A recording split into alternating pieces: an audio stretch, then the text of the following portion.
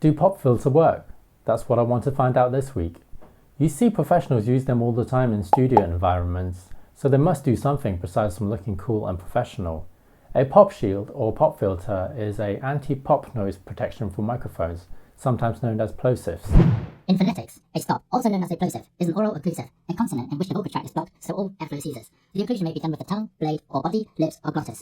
I didn't understand any of that, but hopefully I can try out myself to see what effect it has. It can also help to protect your microphone salivas, which can be extremely corrosive in some cases. As advertised, protects your microphone from surplus spit caused by over-eager performers. It can also keep your recording distance the same each time. Here's the pop filter I got from eBay. It was only £7.95. It's so cheap that there really isn't much point of me trying to make my own version. Not a lot to see on the packaging, except for some Chinese writings on the front, which I can't actually read. And nothing on the back. Nothing. Not even something to say it's made in China, because it blatantly is from China, like everything else. Except for me. I'm not from China. It features a double layer mask, made out of nylon type material. It's roughly 15 centimeters or 6 inches in diameter. A 360-degree flexible gooseneck, roughly 35 centimeter or 13.7 inches. And a metal clamp with foam protection to mount on different places or poles on the microphone stand. This is what it looks like mounted onto my Blue Yeti microphone. By the way, if you want to find out how to make your own DIY portable sound booth, check out the video here. Let's test out the pop shield by using some explosive words, with and without the filter. So here we are then, we are trying out the new pop filter that I got from eBay for a grand total of £7.95. We are here to test whether a pop filter will actually eliminate those plosive sounds from the P's and T's in the recording. I'm recording this using a Blue Yeti microphone inside my DIY portable sound booth that I created a couple of weeks back. So make sure you check out the video if you haven't done so. It's a very cheap and nice little DIY project that I did.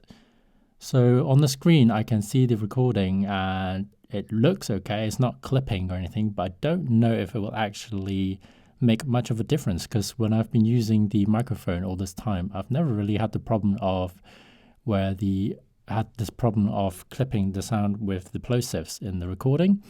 But I've been doing the recording like pretty far away from the microphone because I was aware of the potential of it causing issues when doing the recording. So hopefully with the new pop filter I can actually do my voiceovers much closer to the microphone and also keep the recording distance the same each time. And also being closer to the microphone also means that I can set the gain a bit lower, and it should in theory give me a cleaner sound recording without having to shout or set the gain higher than it actually is. I've currently got it set to slightly below the halfway point, so we shall see what it sounds like without the pop filter in a second. Here we are then. This is the same test again without the pop shield or pop filter. I'm just recording it directly into the same Blue Yeti microphone. The input level has been set the same, nothing has changed. The distance I'm away from the microphone is pretty much exactly the same as before. I had a quick check on the previous recording. It did clip in one or two places, but I wasn't sure whether it's because I just said certain words too loud or whether it is the problem of certain P words going through and clipping the audio. But it did peak at one or 2 points, but I don't know, it's probably just me speaking a little bit too loud in certain sections, but generally speaking the audio recording was fine. Once again, this is the second test without the pop filter. Let's see if it's like actually that bad or not.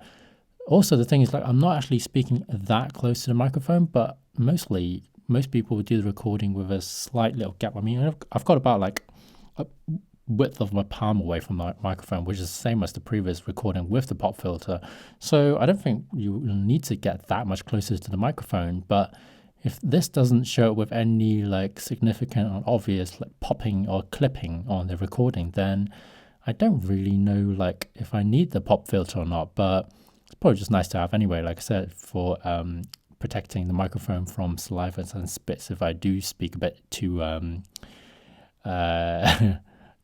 eager in the performance, as they say. Do pop filters work? That was my original question at the beginning of the video.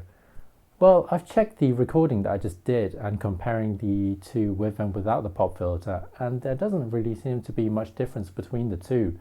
And I don't really know why that's the case, but I've never had the problem really with the Blue Yeti microphone in the first place. Maybe because it's got this mesh grill type material over the microphone as it is, so it's actually quite well protected from these plosives.